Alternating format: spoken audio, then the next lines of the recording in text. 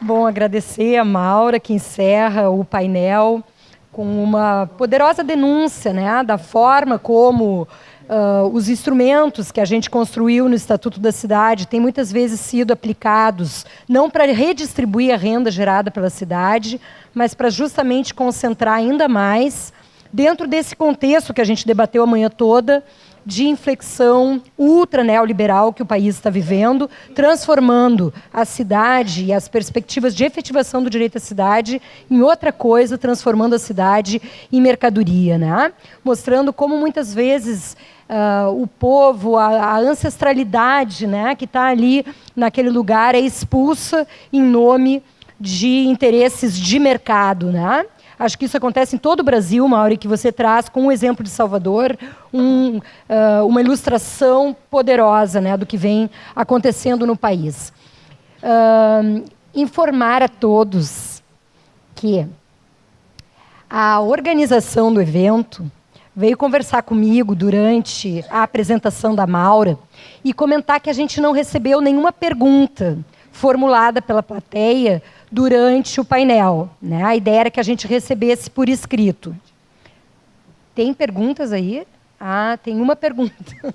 Tem uma pergunta, então a gente vai responder essa pergunta. E o Henrique me sugeria que, na ausência de perguntas, a gente pudesse encerrar os trabalhos em função, gente, do adiantado da hora e do enorme número de trabalhos que a gente tem para as apresentações da tarde nos grupos. Não fazendo perguntas de forma oral. A pergunta é para o professor Elson. Quais são os novos pressupostos metodológicos que podem ajudar a academia a entender o realinhamento conservador do Estatuto da Cidade e dos planos diretores, provocado pela relação entre elites locais e Estado? A pergunta é formulada pelo Charles Henrique, da URGS, do Programa de Pós-Graduação em Sociologia.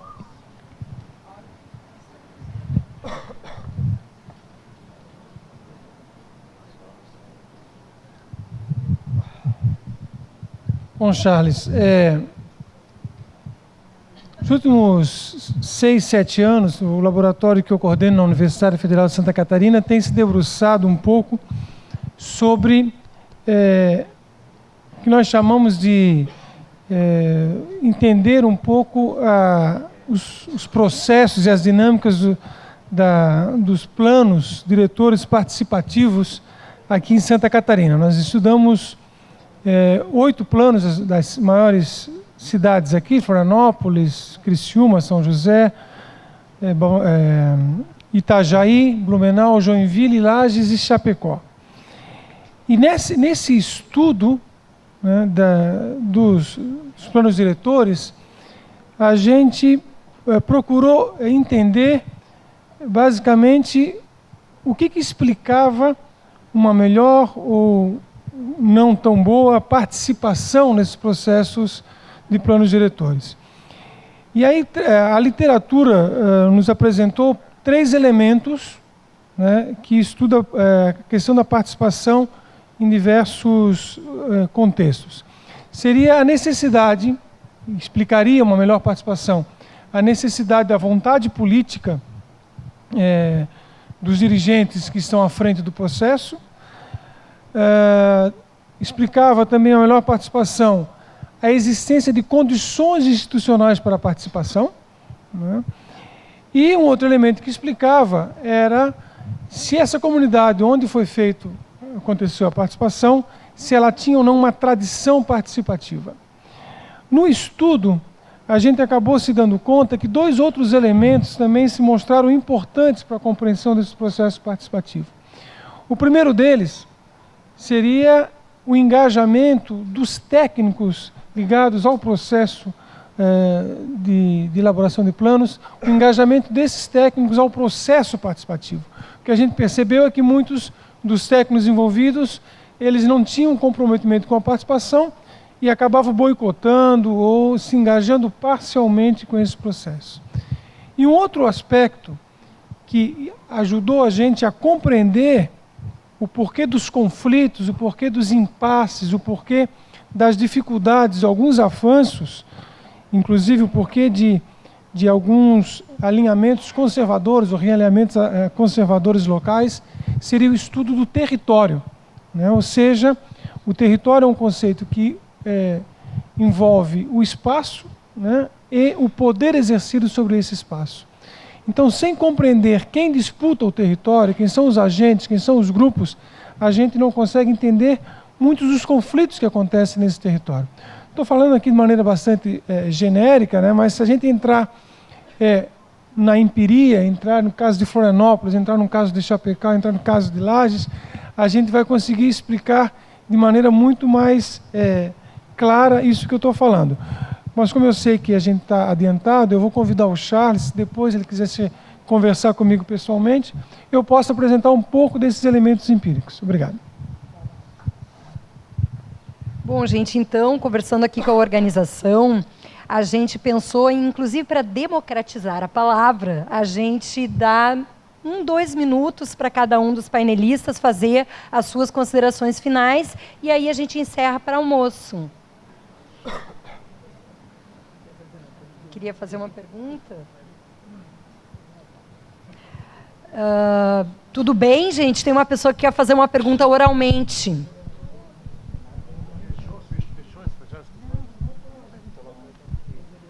Pode, sim. Pode falar. Pode falar. A gestão democrática aqui indica que o senhor pode falar. 3 minutos. Bom, okay. Bom dia a todas e a todos aqui.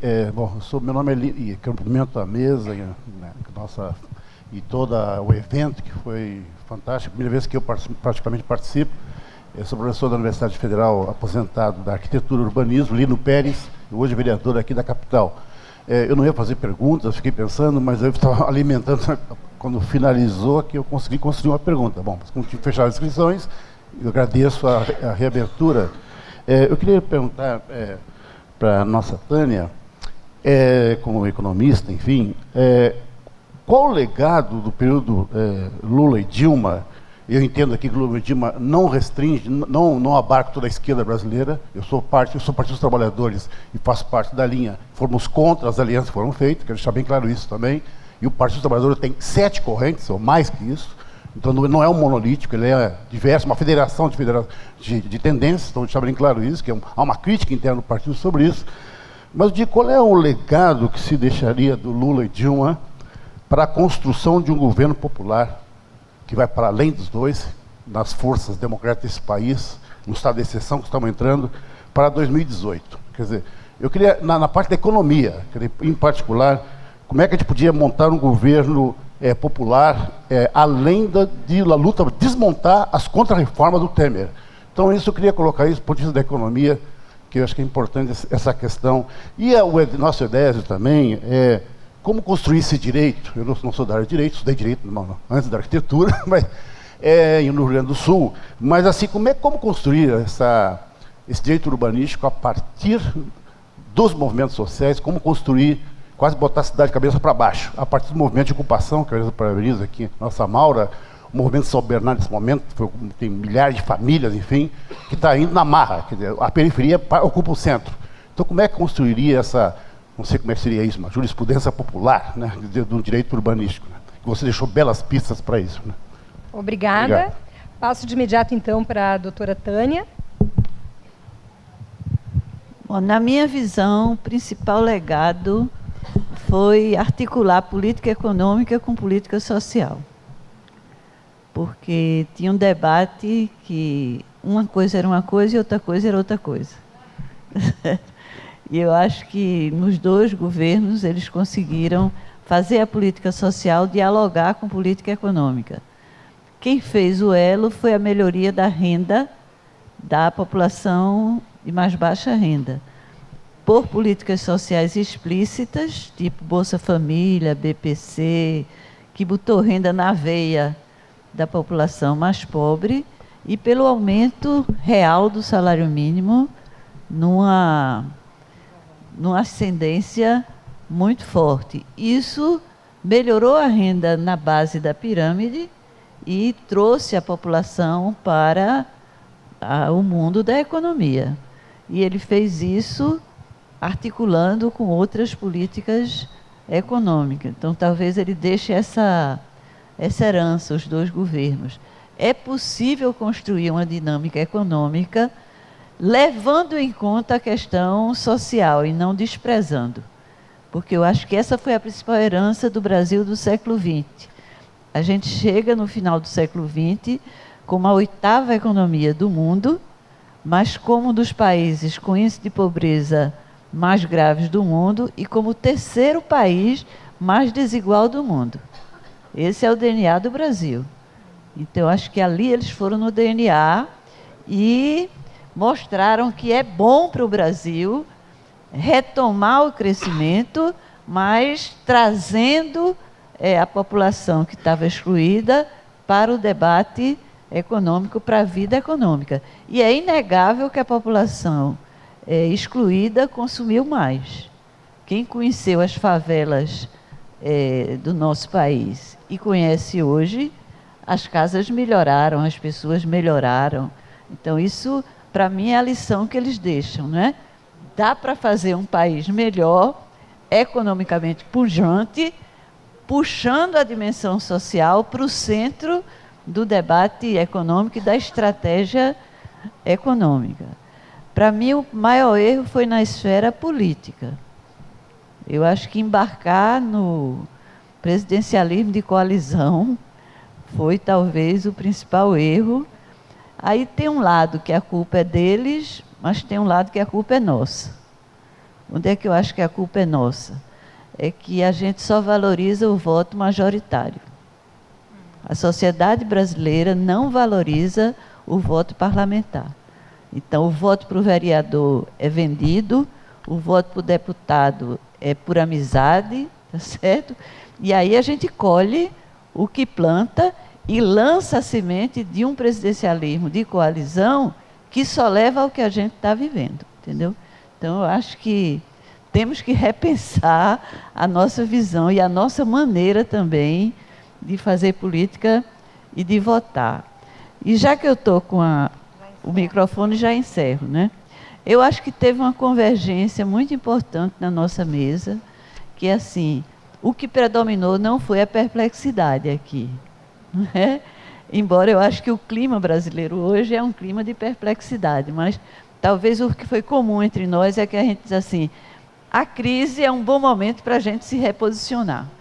Então, foi uma proposta de esperança que a gente tentou trazer, tá certo? Então, portanto, crise não é para a gente ficar depressivo. Crise é para a gente repensar e se reposicionar.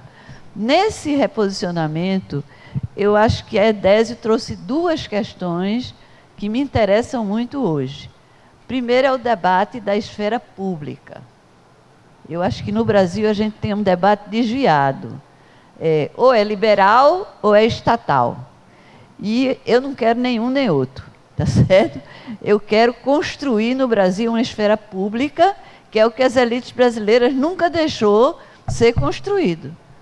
E os movimentos sociais estavam na direção correta. Qual era o grande esforço do debate urbanístico? Era construir a esfera pública. É para lá que a gente deve voltar, tá certo? A gente tem que voltar para reforçar a construção da esfera pública e não meter a cara a refazer a esfera estatal, porque ela só será refeita quando a esfera pública for forte. E, infelizmente, ela não é. O segundo recado dele, eu acho que ele é importantíssimo. Onde é que a gente não atuou? Na questão fundiária.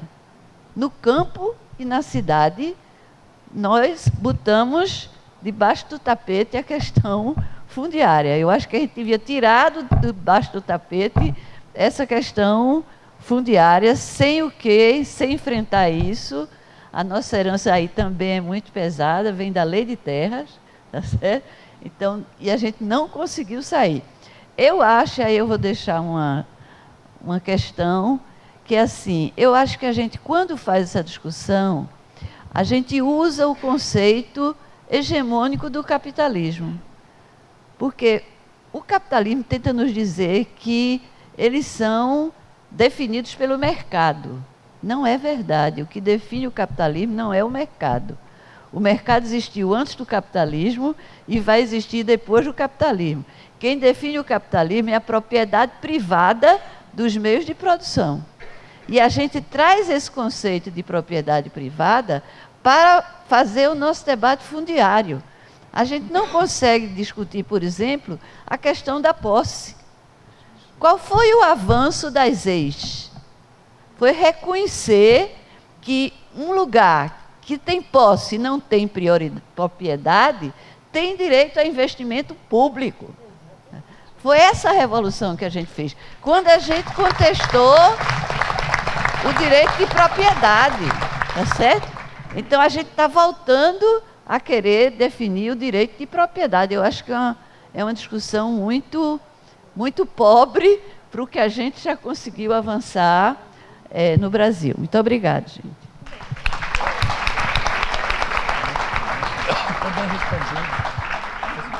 Ela respondeu muito bem. Bom, só um comentário. Eu me senti muito bem representado pela fala da Tânia, porque realmente são os dois pontos que eu destacaria. A importância de pensar o direito na esfera pública que não reduzida ao estatal. Quer dizer, romper essa tradição tão forte desse positivismo jurídico, né, que reduz o direito à lei escrita, que passa por esses processos aí tão facilmente, né, manipulados e corrompidos e tudo mais, e criar essa outra esfera de busca de outros valores, inclusive valores de justiça, né? Você pega, eu sempre dou esse exemplo em aula, como que o brasileiro se refere a tudo que é bom, bonito, gostoso, interessante, atraente. O brasileiro diz legal, né? Quer dizer, as pessoas nunca pararam para pensar na carga de valoração que está sendo conferida ao direito, né? Quer dizer, dentro dessa herança, né, cultural do positivismo, do messianismo, do direito que é mero instrumento, que é neutro, que é objetivo, um sistema é fechado em si mesmo, não é? Quer dizer, romper com isso é fundamental. Agora, entendendo que esse direito é uma arena, uma dimensão de um processo muito mais amplo. A questão também da centralidade da estrutura fundiária, para mim, é crucial. Lembrando que na ordem também jurídica portuguesa, da mesma forma que havia pelo menos o esforço conceitual do baldio enquanto a esfera do comum, né, não havia propriedade sem posse. A ideia da terra devoluta é isso, era a terra que era devolvida por não ter cumprido uma função socioeconômica, né? Tão importante quanto a lei de terras de 1850 é a lei do registro imobiliário de 1854, que pela primeira vez na história jurídica brasileira reconhece a propriedade sem posse. Você passa a poder ser proprietário sem ter de exercer a posse. E com isso se instaura se legitima todo um regime patrimonialista dessa estrutura concentrada, excludente da propriedade. E é realmente lamentável. Pesquisas sistemáticas, inclusive com o movimento Sem Terra, movimento coletivo, com 1000 estratégias coletivas, na hora da pergunta. E aí, depois de conseguirem o que vocês querem, qual que é a solução jurídica? 75% propriedade individual. Quebrar isso é fundamental.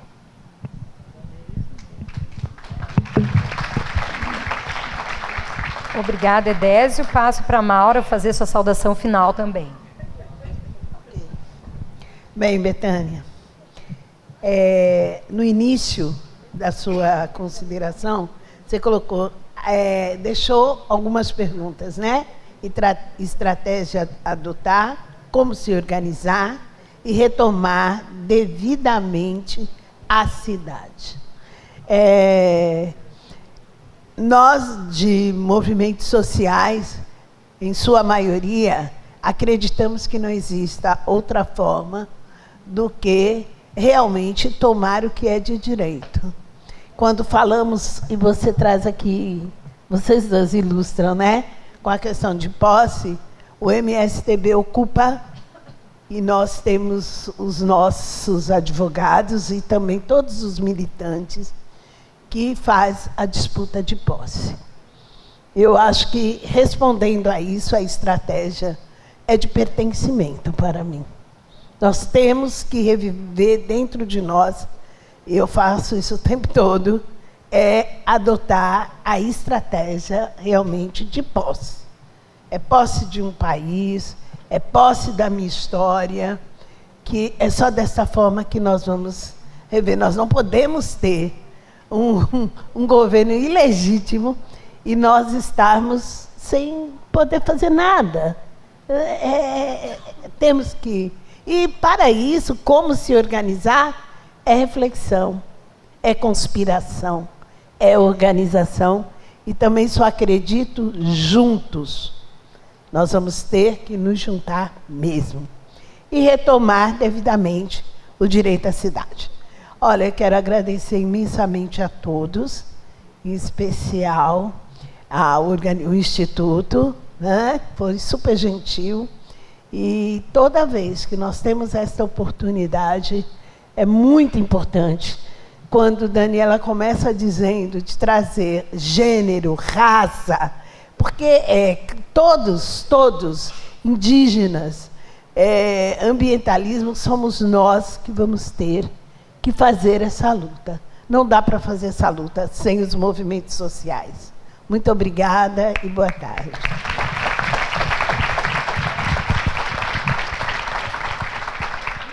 Eu também gostaria de agradecer a organização do evento, o convite, dizer que foi uma honra participar dessa bela mesa com todos vocês, né, com a Maura, com a Betânia, com a professora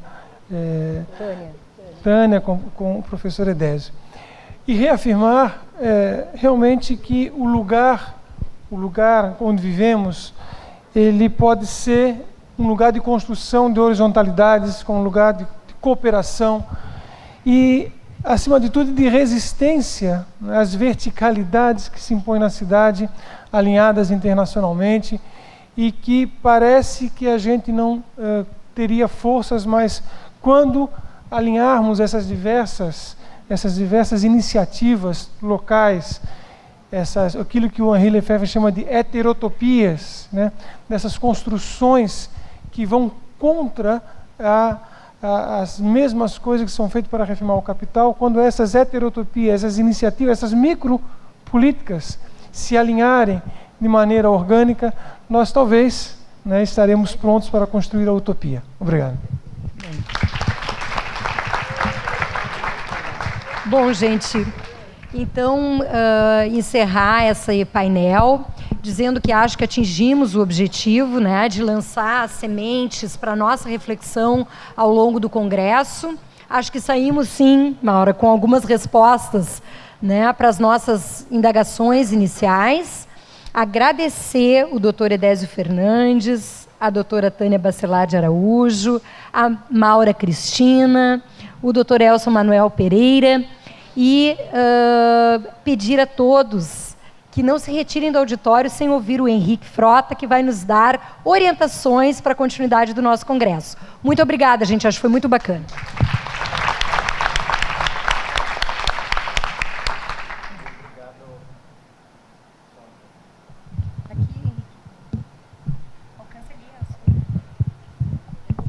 E obrigado também a Betânia pela condução, amorosidade e acolhimento, né, das contribuições todas nesse painel.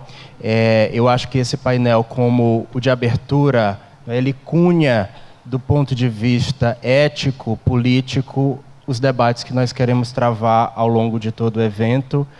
Agradeço aos palestrantes e às palestrantes e dizer que nós vamos agora para o intervalo do almoço, mas voltaremos às 14h, sim, estamos com o tempo apertado, mas a gente precisa assegurar que nos grupos de trabalho também todos os apresentadores tenham a possibilidade de falar e debater os seus trabalhos. Então voltamos às 14h, teremos 7 grupos de trabalho nessa tarde, as salas todas serão sinalizadas aqui no hotel, tá? O GT1 na sala Sambaqui, o 2 na Florianópolis, que fica no subsolo aqui embaixo, o 3 nesse próprio auditório, o 4 na sala Joaquina, O 5 na sala é o pátio, o mesmo é Ingleses, que fica no corredor da saída do hotel. O 7 na sala Jurerê e o 8 na Lagoa. Todas essas salas vão ter a sinalização e vocês também encontram ali no credenciamento o horário e o GT de cada sala.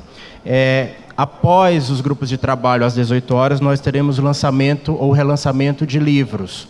Temos 5 livros que estão sendo lançados e relançados, os autores já estão aqui no evento: Cláudio Carvalho, o Alex Magalhães, o Sérgio Cruz e o Bruno Vieira, que coordenam uma obra coletiva sobre efetividade dos instrumentos urbanísticos. Então, às 18 horas, no hall que fica na saída das salas do subsolo. E também dizer que as atividades de sexta-feira à tarde são atividades eletivas, não são obrigatórias, são simultâneas, e a partir de amanhã de manhã, na secretaria aqui de credenciamento, nós vamos disponibilizar uma lista para quem tiver interesse, porque são atividades com vagas limitadas em função do deslocamento e também dependendo se a chuva vai nos ajudar ou não, né? Então, a partir de amanhã nós abrimos as inscrições. Bom almoço a todos, às 14 horas estamos de volta. Eu vou pedir aos coordenadores dos grupos só que deem uma palavrinha comigo para receber o material.